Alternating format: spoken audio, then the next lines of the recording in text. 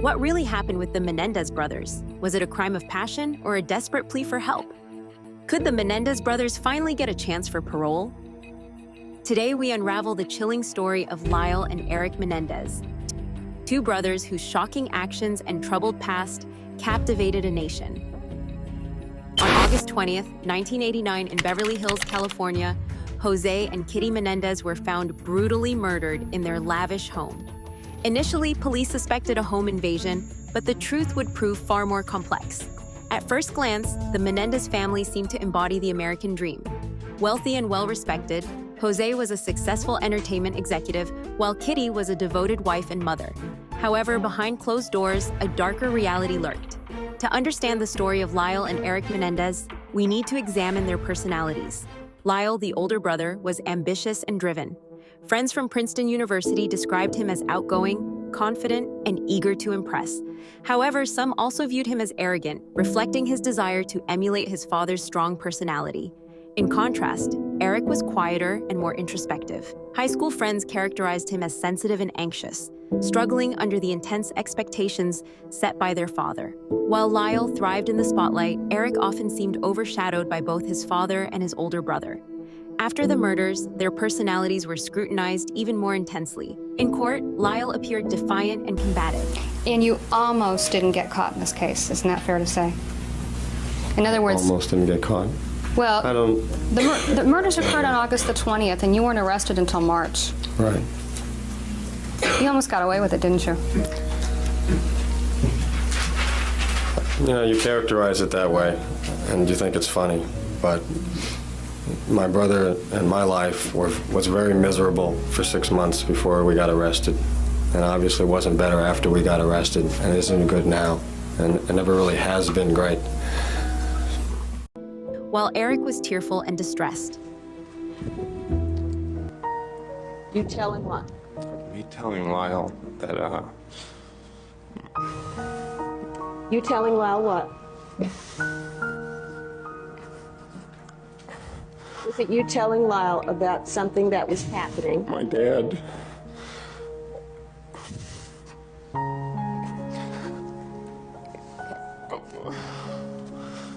My dad... These contrasting traits painted a complex picture. Were they simply brothers under extreme pressure, or did these qualities reveal deeper motives? The murder investigation took a shocking turn when detectives began to focus on the two surviving sons. Lyle and Erik initially played the roles of grieving children, but as the investigation deepened, suspicions grew. Initially, the brothers claimed they were at the movies during the murders. However, inconsistencies in their stories raised questions. Lyle and Erik were treated as victims until investigators learned more about their family dynamics. Eventually, the brothers confessed to the murders, revealing a troubling history of abuse. They claimed their father, Jose, was physically and emotionally abusive, instilling fear in the family. In court, they described Jose as a controlling and violent figure who ruled the family with an iron fist. Lyle testified that the abuse was both physical and sexual.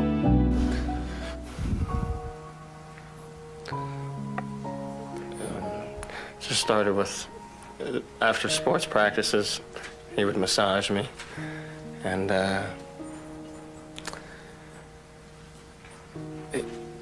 we would have these talks, and he would show me, and he would fondle me, and he would ask me to do the same with him, and I would touch him, and we would undress. Just became more involved. What do you mean, more involved?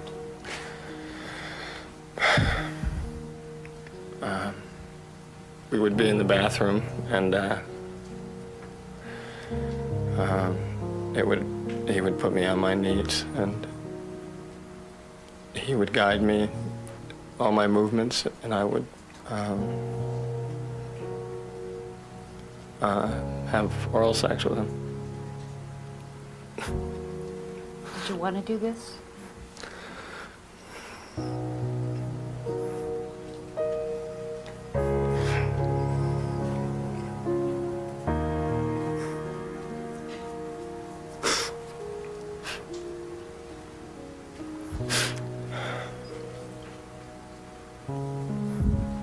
At some point, Did he do some other things to you?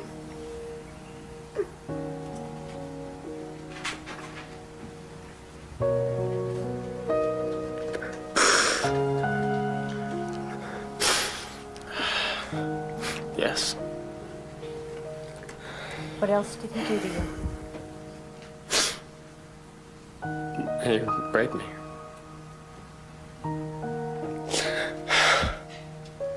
And he said that he didn't mean to hurt me. And he loved me. He recalled Jose isolating the boys and warning them not to speak out. What did he tell you about telling people?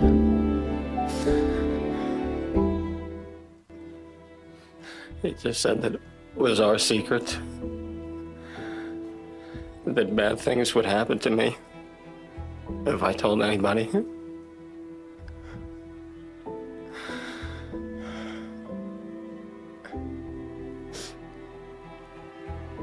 And I told him I never would.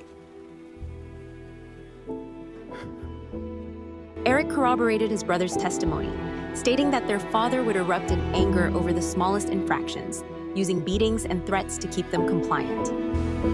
Your Honor, can I ask a leading question? What if you don't ask my dad? Wait 1 second, Mr. Menendez. Okay, let me ask. No, he was in the process of answering, so there's no need to ask him. Can you answer the question? Yes. Okay, was you telling Lyle what? My dad had been molesting me. He would stick things in me as he was giving me oral sex, or at times he would just sit on the bed with his legs up, spread, with his back to the back of the bed, and he would have me give him oral sex, and he would stick the needles or the tacks into my thighs as he was doing this. On August 20th, 1989, Erik Menendez frantically called the police, claiming his parents had been shot. When officers arrived at the Menendez mansion, they found Jose and Kitty Menendez murdered, brutally shot with 12-gauge shotguns. Jose's body was nearly unrecognizable from shotgun blasts to his head and torso. Kitty had attempted to escape but was shot multiple times as she crawled across the floor. The crime scene was a chilling image of destruction. Initially, investigators suspected a mob hit due to the gruesome nature of the murders. But as they dug deeper, they noticed a strange pattern in the brothers' behavior. Lyle and Erik didn't appear to be grieving. Instead, they began spending large sums of money on luxury cars, watches, and a new business venture. This extravagant spending raised red flags and prompted investigators to focus on them. The brothers were eventually brought in for questioning. Their statements were inconsistent, and months later, Erik confessed to his psychologist, Dr. Jerome Ozol, revealing that they had planned the murders, claiming years of abuse by their father. Erik described Jose as having two faces, kind and charismatic in public, but abusive at home. Erik said that he entered the room first, and I believe that he was shooting at his father, and then Lyle followed after him, and basically, quote, Lyle finished off the job. Erik told me that his father said something like, no, no, and turned away and was shot as he was saying that. And the mother was, I think, shot second. The defense presented testimonies from family members, including a cousin who recalled Lyle confiding that he feared being alone with his father. I heard Erik talk about that his dad would say, go on upstairs to your room, Erik, I'll be up in a minute. And it's like, all of a sudden, all these little pieces of the puzzle are just falling into place. Yeah. I remember that, and all of a sudden, it makes sense, because Erik would be fine going upstairs. And Jose would go upstairs to be with Erik. And he would be up there for a while. I mean, long enough for us to make the dinner, long enough for us to eat it, and then to clean the kitchen. Yeah. But then Jose would come back downstairs and say, Erik isn't feeling well. He's not going to eat right now. Right. I'll give him his dinner later. Well, I've never realized that until Erik said what he did, and it's just like, oh my God. Experts also testified about the psychological impact of prolonged abuse, suggesting the brothers' actions were a result of trauma. He would look down at the floor. There would be tears in his eyes. Sometimes he would be sobbing, he would be gasping for breath. His hands would shake. Sometimes his whole body would tremble. However, the prosecution argued that the murders were premeditated and motivated by financial greed.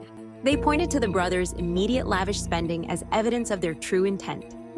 No physical evidence of abuse, such as medical records or police reports, was ever presented, and the prosecution claimed the brothers fabricated their story to justify their actions. Advantage of hindsight, we know exactly where they're going. There are no more surprises. There is no medical evidence whatsoever to corroborate the claim of the defendants. There are no eyewitnesses. So how can they really say that the defendants are telling the truth concerning the allegations? Despite prosecutor claims that no evidence of abuse existed, some indicators, like Lyle's throat injury, were never fully considered. The prosecution's stance suggested a lack of any abuse evidence, yet there were documents and testimonies that painted a different picture. Did you see any indication in Erik Menendez's medical records of an injury to his throat area? Yes. Okay, and what specifically does the medical record indicate was injured? The direct quote is hurt posterior pharynx, uvula, and soft palate. Senior emergency room, Princeton Medical Center. Healing well, symptomatic treatment. Now, is there is the report of injury in that medical record that's before you is 299? Is that consistent with, could that be caused by child sexual abuse, in your opinion? Yes, could be. And what, do you have any opinion as to what type of child sexual abuse could have resulted in that particular complaint? Oral copulation.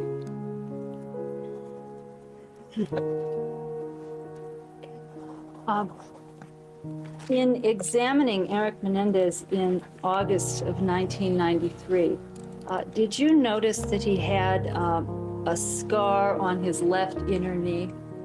Yes.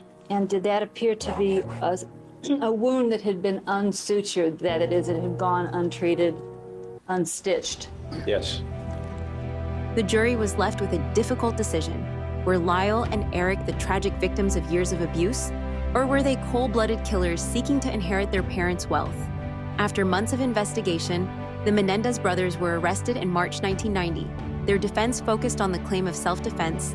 Erik's confession to Dr. Oziel became a key piece of evidence, despite legal battles over its admissibility. The first trial ended in a mistrial after the jury was deadlocked.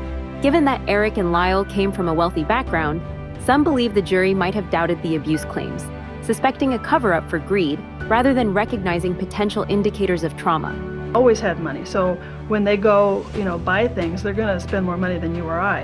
And I think there was a lot of resentment in the room towards a couple of rich kids, that they perceived them as being spoiled, not as abused. It's the men who got more emotional. I think they were more invested in their opinions and more concerned about what the public would think about them if they didn't return a first-degree murder verdict. First thing Leslie Abramson asked me when it was over was, what could we have done different?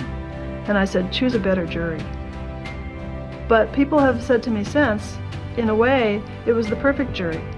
Half voted for the prosecution, half voted for the defense. The jury was left with a difficult decision.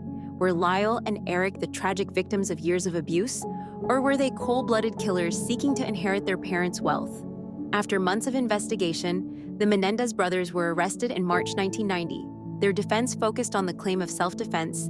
Erik's confession to Dr. Oziel became a key piece of evidence, despite legal battles over its admissibility. This raises a broader question. Was the lack of hard evidence due to the absence of abuse, or did the court dismiss potential signs due to biases against male victims and their social status? I want you to look very carefully at this proof sheet. This is a proof sheet of the sequence of the photographs from Erik's 6th birthday party. These photographs were found in this envelope. This envelope has the handwriting of his mother, Mary Louise Menendez. Had a proof sheet made of the order of the photographs on the roll, which was saved by his mother, kept in that envelope. In 1995, the brothers were retried together, But this time, the judge limited the abuse evidence. The jury, hearing less about the brothers' traumatic past, found them guilty of first-degree murder and conspiracy to commit murder. They were sentenced to life in prison without parole. The trial was broadcast live, making it one of the first high-profile cases to receive such extensive coverage. Even decades later, the Menendez case continues to generate debate. Kitty Menendez's siblings, Joan Vander Molen and Milton Anderson, have opposing views on the case. Vander Molen has always supported the brothers. For many years, I struggled with terms with what happened to my sister's family. It was a nightmare none of us could have imagined. But as details of Lyle and Erik's abuse came to light, it became clear that their actions, while tragic, were the desperate response of two boys trying to survive the unspeakable cruelty of their father. Lyle and Erik have already paid a heavy price, discarded by a system that failed to recognize their pain. They have grown, they have changed, and they have become better men despite everything that they've been through. It's time to give them the opportunity to live the rest of their lives free from the shadow of their past. While Anderson believes the verdict was justified, pointing to evidence of greed and premeditation. My sister was still moving, so they pumped more shots into her. Today, the Menendez brothers may have a chance at parole reconsideration. New evidence of abuse is being presented, raising the possibility of a reevaluation of their life sentences. The Menendez brothers' case has taken a new turn due to evidence that emerged earlier this year. This includes a letter from Erik Menendez to a cousin, written months before the 1989 murders, that describes alleged abuse by their father. Additionally, Roy Rossello, a former Menudo band member, claims he was assaulted by Jose Menendez in the 1980s. This revelation has led to a rehearing scheduled for December 11th. Supporters highlight the brothers' extensive rehabilitation efforts, pointing out their positive contributions within the prison community. The Los Angeles District Attorney George Gaskin has recommended revising their sentences to 50 years to life, which would make them eligible for parole immediately. The story of the Menendez brothers still stirs strong emotions. Were they monsters, or were they victims pushed to the edge? As we reflect on this case, we must ask ourselves, what defines justice? And at what point does a victim become a perpetrator?